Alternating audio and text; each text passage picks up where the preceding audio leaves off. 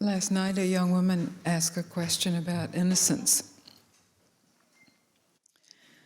And it's such an important question because at a certain point in most lives, there's a recognition that innocence has been lost, or a perception that innocence has been lost.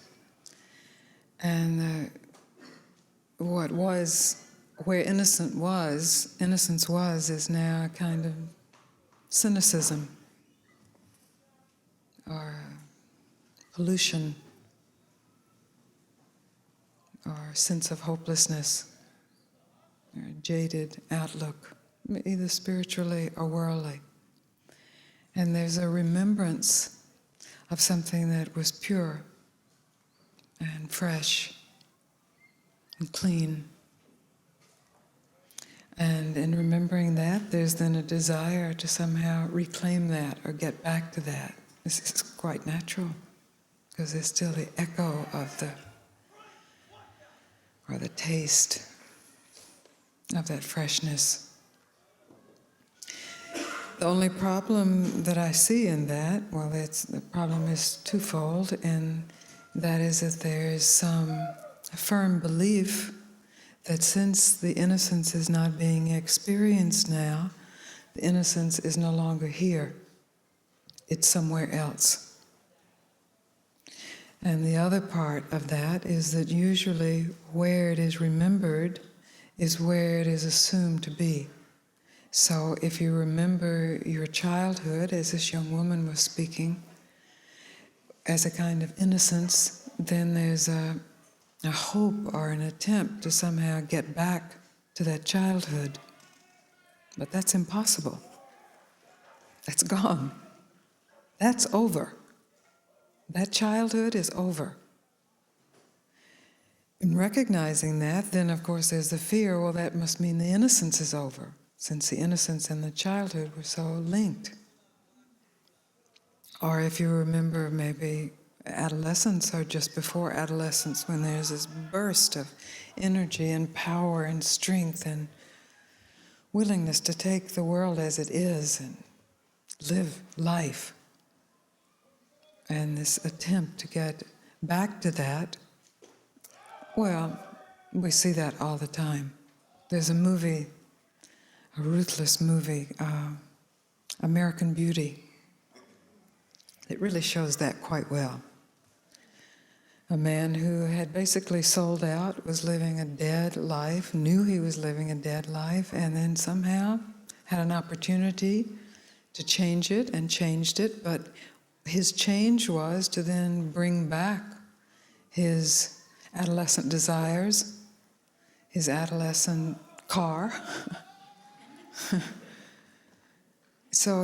and the shallowness of that time, the superficiality of that. So recycling his life back to get pleasure and power and sacrificing the potential for some depth in his life.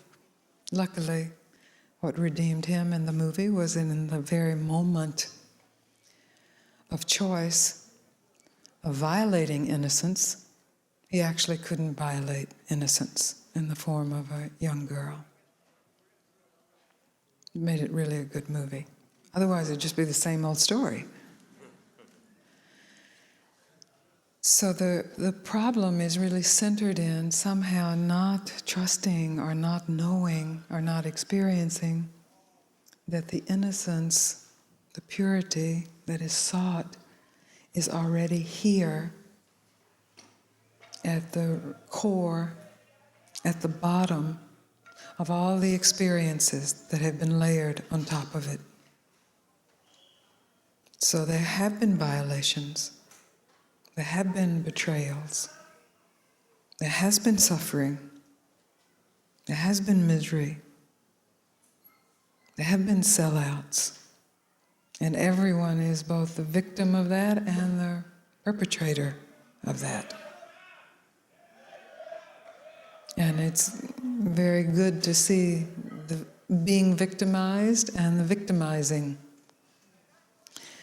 But at the bottom of it all, this innocence still is.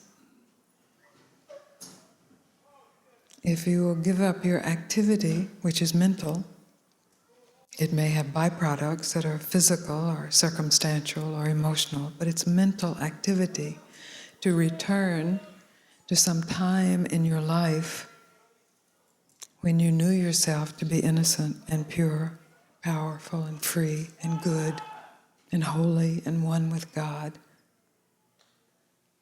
If you will give up the image of that, if you give up the attempt to get that back, if you will actually burn in the huge fire of disillusionment that is the experience of the loss of that, rather than trying to get it back. And most spirituality is really about trying to get it back. And if you put your mind into a trance by some of the most beautiful methods, it can work for a moment or two, or an hour, or the period of a retreat with a mantra or a meditation practice or a process.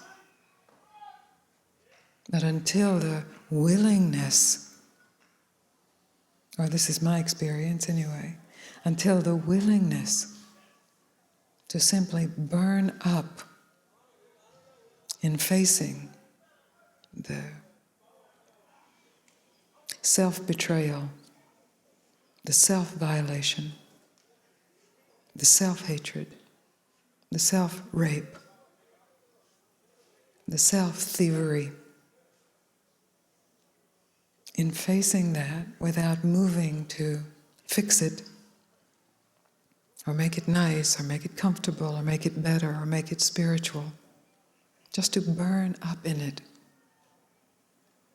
to not move into denying it as if it's not there because all is one and all is God and all is perfect. Just to give up those amulet statements and burn in it, grieve in it. There is the possibility of recognizing in the core, at the bottom, the purity is still pure. There has been no violation there. No experience to you or from you can violate that. Then you know directly, without doing anything, who you are. And since you don't do anything to realize who you are, it's causeless. Who you are and the recognition of who you are both causeless. When we assign a cause to who we are, then we have a definition of who we are. And that definition is a story. And it has an image, and it has an emotion, and it has circumstances, and it's subject to change. It's subject to birth, it's subject to death. It's subject to betrayal, it's subject to thievery, it's subject to rape, subject to hatred.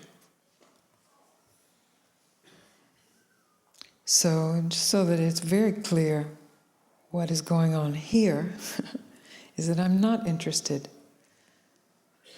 at all in your having a better definition of who you are. I'm not interested in your having a better story of who you are, a place to escape to when things are rough, or unhappy, or boring. My interest in our meeting is that you will meet the truth of who you are, and you will discover there is no escape from that.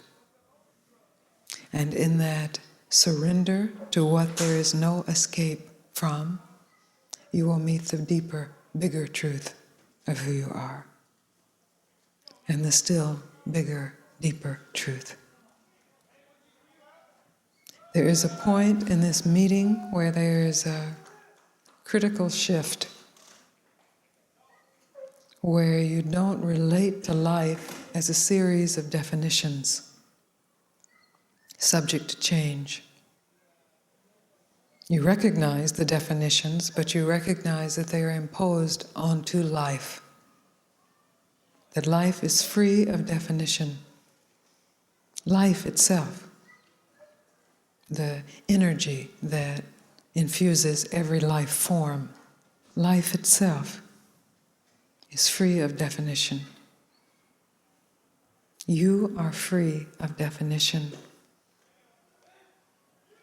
You have defined yourself as somebody, good or bad, or enlightened or unenlightened, or you got it or you didn't get it, or you kept it or you lost it. All this is absurd.